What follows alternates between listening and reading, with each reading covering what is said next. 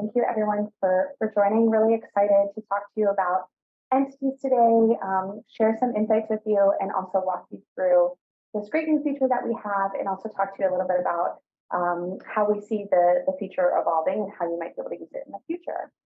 So I'm going to go ahead and share my screen. We're going to get started with a few slides, and then we will get into showing you the actual feature on the system. All right. So before we talk about how the feature actually works, and before we talk about kind of the values of the feature itself, I want to talk a little bit about the importance of understanding your relationships with different entities and partners, and track why it's so valuable to track engagement and value. And it's really because it's the key to unlocking more successful partnerships, whatever those partnerships may be. So, why is it so important, and what can it do to help you measure engagement and value? When you're able to track engagement and value with different relations or with entities through relationships with your organization, you have the ability to better understand the impact on your organization with these different entities. So again, whether they're corporate partners or sponsor partners, having engagement and value data is going to help you understand the impact of your collaborations and your partnerships. And it can really help you identify which relationships are worth your continued investment, which ones may need to be reevaluated or discontinued, and also what opportunities you may have to restructure your different type of partner offerings to make them more engaging to potential partners, but also to make them more valuable to your organization. Having this information can also help you optimize those collaborations, so they can help you identify areas where you may be using efforts or wasting resources, and also find opportunities to streamline processes and improve efficiency with these entities and these partners. You'll be able to better track value and engagement of these relationships, which can help you identify other areas for improvement and growth, and where you may need to invest more resources or develop new strategies to achieve better results through these partnerships. So which ones are working well, which ones aren't, which ones are generating the outcomes you expect, both in engagement, in revenue, in lifetime value, and which ones do you maybe need to adjust your strategies. So it'll help you improve your ability to communicate with these types of relationships and these types of partners, to communicate key engagement details and key metrics and show them that you value the impact of the relationship you have with them, help you be more confident in providing these metrics with your partners, and additionally could help you know them better and help you communicate more personally to them and to how their relationship works with your organization. It can also help you identify potential new partner opportunities. So if you have relationships with entities that maybe aren't sponsors or corporate partners or community partners or charity partners just yet, this tracking of this engagement and this value can help you identify organizations that may be right for those types of partnerships, that can help you drive more revenue by having highly engaged partners right out of the gate, and surfacing those potential partners to you rather than you having to dig and find those potential new partners. And additionally, it'll help you build stronger relationships with those partners and those stakeholders, and allow you to be more accountable and transparent in your collaborations and your partnerships, and help you build more trust and loyalty among them. So there's many different data points that you can track when it comes to your relationships with different entities, and I want to talk a little bit about which ones matter. At the end of the day, what metrics that are going to matter to your organization are the ones that really align with what your goals and objectives may be. So what metrics you track may be very different from what metrics another organization may track, because your goals and objectives when it comes to partnerships may be different. So as we go through these metrics, just remember that these are some examples and some good metrics to think about, but you'll always want to align those metrics with what your potential goals and objectives are when it comes to entity relationships and partnerships. So some of the important metrics that you may want to consider tracking might be revenue generated from the relationship. So that could be registration revenue, it could be product sales. There's many different types of revenue that you may generate from those relationships. Retention or loyalty metrics for customers acquired through an entity relationship, or even retention or loyalty metrics for the entity itself. So if you have a charity team, are they coming back year over year? Are they bringing more participants year over year? Are they fundraising more year over year? So how are you retaining the individuals that are part of the entity, but also the entity itself, and how are you growing that relationship? You may want to track relationship specific metrics. So how many events are they participating in with you? What engagement touch points are they having with you? Are they, not only participating, but they're putting an offer in your virtual goodie bag? So these aren't necessarily about the value or the revenue generated, but more so about all of the touch points or activations or efforts they're collaborating with your organization on. A good one that you'll want to think about tracking, which I'm sure most of your sponsor partners are already tracking this, are cost metrics and return on investment. So how much does it cost you as an organization to acquire these entity relationships? If you're talking about potential sponsor partners, how much does it cost you to activate on those relationships? And then what is the return on that investment? Are you generating more revenue from that relationship than you're spending, or are you spending more than you're generating? You'll want to consider partner satisfaction or feedback metrics. I think we often talk a lot about feedback from our participants, but this is such a key source of feedback and satisfaction metrics that can easily be gathered as well.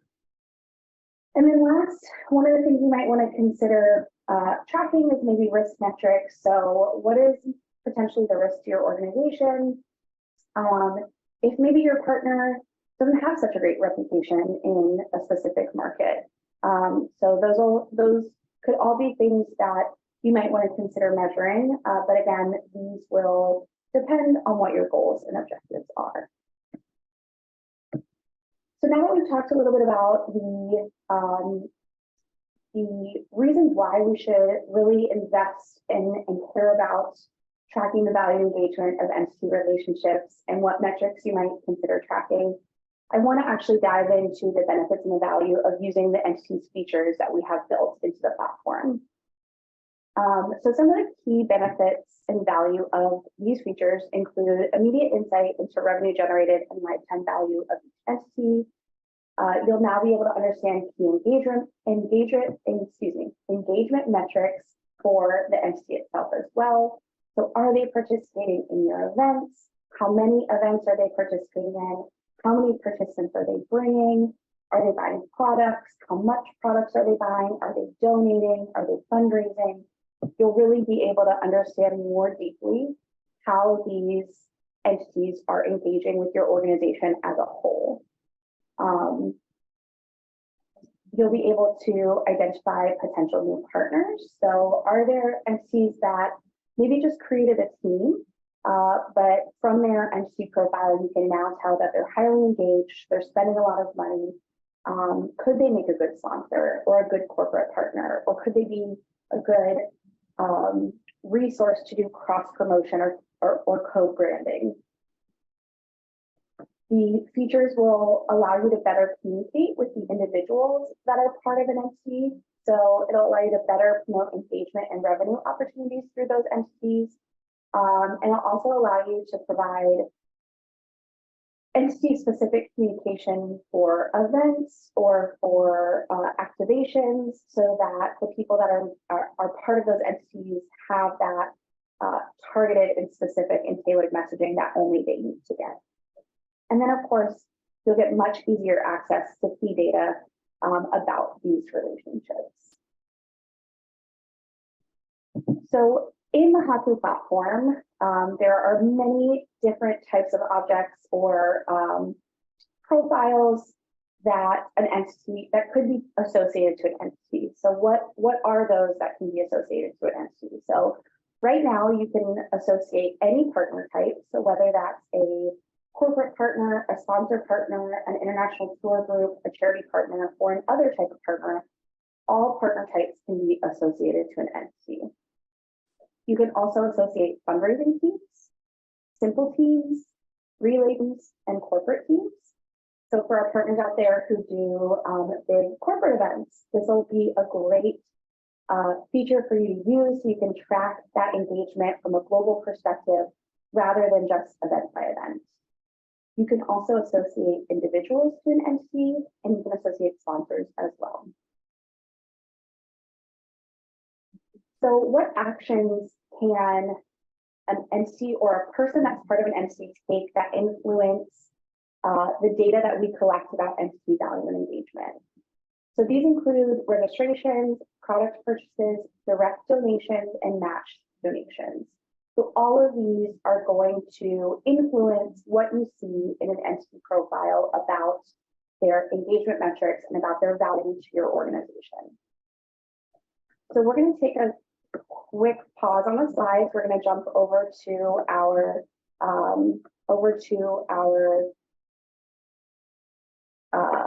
system here, and we're going to actually walk you through the platform and this new feature.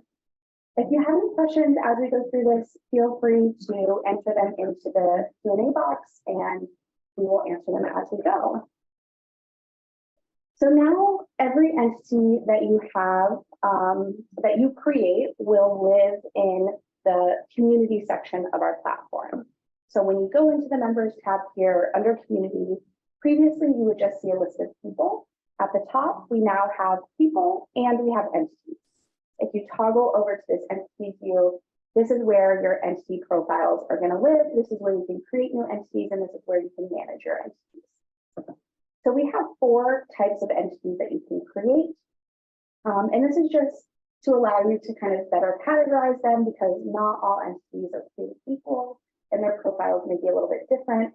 So you do have these options for the type of entity that you create. So we have household, we have company, we have community, and we have other.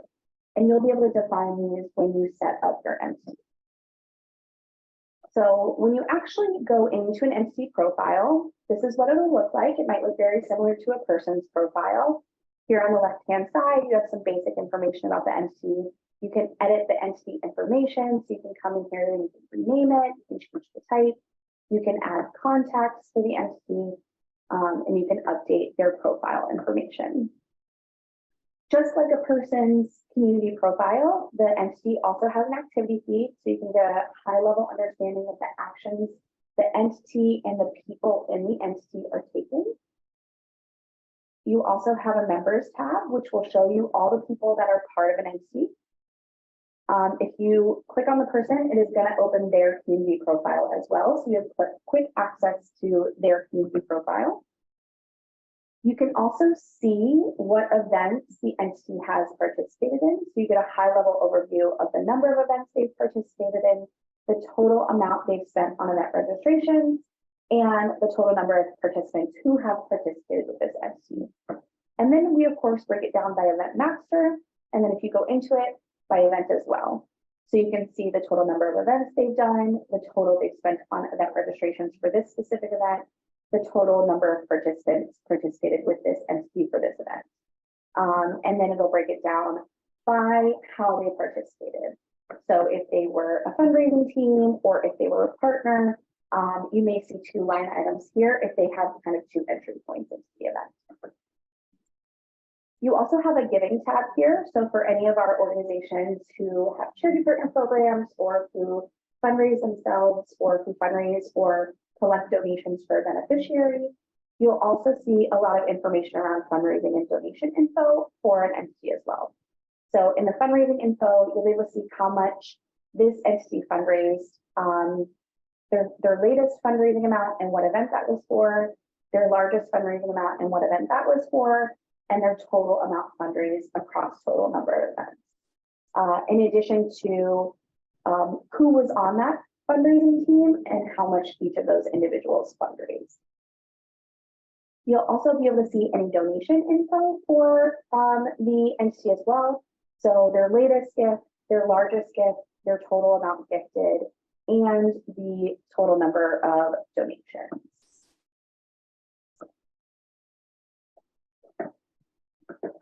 All right.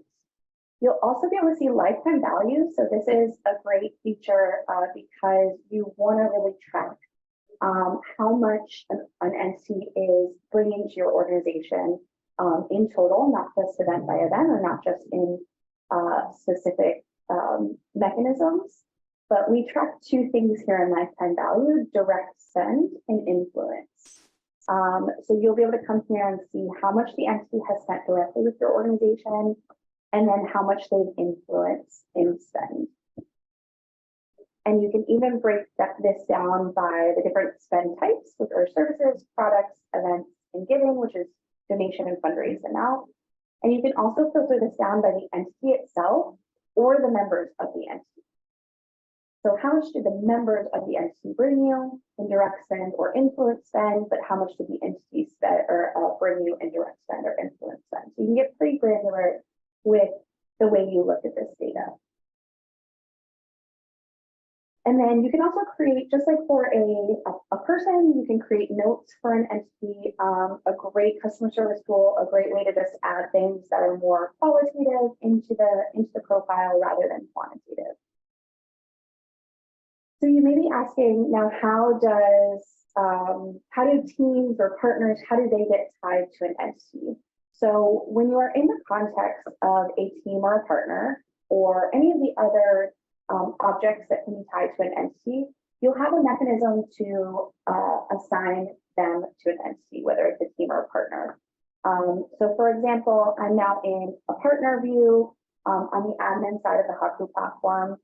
When I create the partner, or I can come back and edit the partner profile, I have the option to add them to the entity. So I can just come here, I can search for that entity, and they'll pop up, and then I can add them there, and I can save it. We also give you the option to have a quick link to open that profile of the entity before you save the assignment, just so you can verify that that is in fact the entity you want to assign them to. You can always come back here and remove it if you accidentally assign the wrong entity, and you can reassign a new one. Just to give you another example, this is a team view in the admin side of the platform. You can come here, you can click add to entity, you can search for that entity, and you can even make this date driven so that the actions that are taken by the team are only added to the entity profile in the date range that you select here. That's optional. You can go ahead and add it without a date range, which will add any of that data for the lifetime of the team. But if you do select that date range, it'll kind of limit that data collection to whatever date range you assign. We have a question that says, can a partner be added and have the history pulled into this feature? Yes, so if you have past partner, you can go in and create the entity now. You can go back to that event and you can assign that partner to the entity from a past event and pull in that data. So you can go ahead and do that and bring in that data so you can start creating entity profiles and have data in it right away. The other great aspect of this is there's also now capabilities to use entity information in insights. So in addition to all of the other insights filtering that you have access to, you now have access to filter by entity and entity affiliation. So I can come in here and say, I want to target anyone who's part of the Chase Bank entity. And I can build other filters on top of that. So if I want to target people who are part of the Chase Bank entity, who registered for last year's event, but not this year's event, and send them an email saying, because you know Chase is a partner again, you can say, hey, come back and participate with our partner Chase Bank.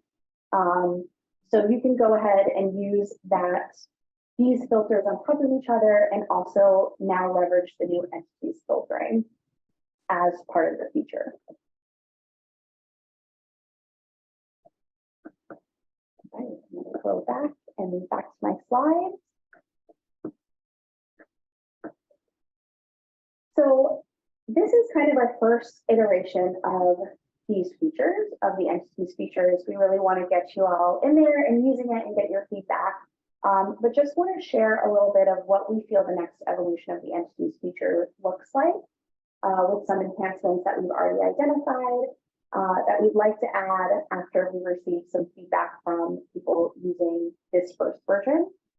So these identified enhancements include having the system auto-create households. So for example, if I register myself and I register Carlos at the same time and I have 2 children, the system would auto-create a household entity for us rather than you all having to manually create those households. Also allowing the system to auto-add individuals to an entity based on email address. So if you have an entity that's Deloitte, for example, you could say anyone who registers with an @Deloitte.com email address should be auto-added to the entity. Enhancements to be able to tie campaigns and campaign performance to an entity. So for example, if you have a partner like Brooks and you want to do a co-promotional campaign, you could use our system to generate a manual campaign link, provide that campaign link to Brooks. That'll track any registrations that are generated from that campaign or any product purchases on our platform. And then we would surface that data in the entity profile to say, hey, the Brooks promotional campaign generated this much in revenue, this much in registrations, this much in product purchases. So you can really track what those co-promotional campaigns look like. Better year-over-year reporting in the entity profile, tying entities capabilities into our membership capabilities, insight into acquisition metrics of entities. So how many new participants are entities bringing you? How many are they bringing you year over year? And also just metrics of the entity acquisition as well. And then tying in virtual goodie bag metrics to the entity profile also. This should really help in reporting back to entities that have created offers and new virtual goodie bags on a global level and year over year, not just event by event. So now that we've talked a lot about the platform, I wanted to share a few tips for fostering more successful entity relationships. So what are some things that you can do in order to drive more successful partner relationships and entity relationships? So I talked about this a little bit on the last slide, but opportunities for co-branding and cross-promotion. So developing co-branded marketing campaigns with your partners to promote your products and services together. So for example, you may work with a shoe vendor to promote both one of their shoes in your event, potentially positioning the shoe and the event as the perfect pair. Like maybe it's the official training shoe of your event, and this now becomes a co-promotional or co-branded opportunity. And maybe you want to offer the consumer a discount on the shoe if they provide an event registration. So driving them to register to get that discount and working with that entity or that partner to drive that co-promotional campaign. And it really can help both organizations reach a much larger audience and generate more engagement and revenue because your audiences aren't the same. So you may have some crossover, but you're now able to access their audience for marketing and they're able to access your audience for marketing. But you both get to kind of agree on what that promotional messaging looks like. And then you can also invest in co-branded campaigns, not just co-promotional campaigns. You also have the opportunity to collaborate on social media. So we all know social media is a powerful tool for engagement and revenue generation. And again, by collaborating, you can really reach a wider audience and generate more engagement. So you'll get the benefit of reaching your audience, but also theirs, just like in co-promotion. For your official partner programs, you may think about including a set of expectations for partners on how they execute on social to promote you. You may want to think about considering that as part of your partner agreement, that if you're going to be a partner of the event or the organization, there's an expectation that they promote the event on social. And it can include sponsors, charities, corporate partners. And to make this really accessible and easy for the partner, you can create a guide or a set of assets or resources they can leverage so that they don't have to come up with the messaging or the graphics themselves. you're really providing that to them, and all they're doing is kind of executing on it. This makes it easier for them to execute and promote your events on their social channels, but it also ensures that the content they create sends the desired message you want and is in line with your brand. You can also establish referral programs with your partners to incentivize their customers to refer new business. So this can really help you generate more revenue while also strengthening the relationship with your partners. So you may want to incentivize entities or your partners and say, hey, for every registration you bring us, we'll maybe provide either this much back in revenue or free registrations or whatever it is that adds value in the partnership. And you can track this really easily using our system by using manual campaign links. So there is, think of it as almost like an ambassador program, but rather than individual ambassadors, you're leveraging your entity relationships and using their brand as almost like a brand ambassador for your organization. You might also want to think about creating joint content. Content is so important these days, and creating engagement with your consumer base, but it's often hard to do so, and a lot of organizations struggle with the bandwidth to create content consistently. But creating and promoting content isn't necessarily all about creating your own content, but what partners do you work with that you can leverage their content, or you can ask them to provide content, or you can generate content together.